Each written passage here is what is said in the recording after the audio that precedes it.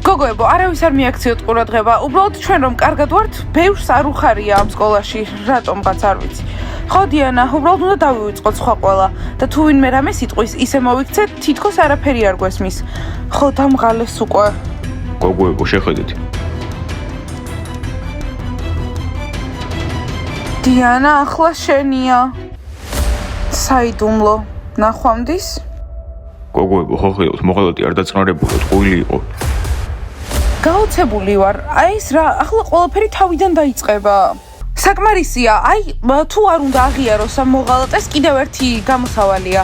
და რა გამოსავალი?იანა, მე მგონი მართლა იმუშავებს. კარგი, მასკოტ, მე ამბოხეებო, მგონი ყველა ძალიან კარგად მიცნობთ, არა?იანა, უბრალოდ არ შეხედო თვალებში არ შეხედო. აბა, კიდევ ერთხელ გიკითხავთ, იქნებ აღიაროს ამ მოღალატემ. დიანა, არც ერთი არ აღიარებს არაფერს და ყველაფერს გავიგებთ, მაგრამ ხომ გახსოვს, რაზე შევთანხმდით?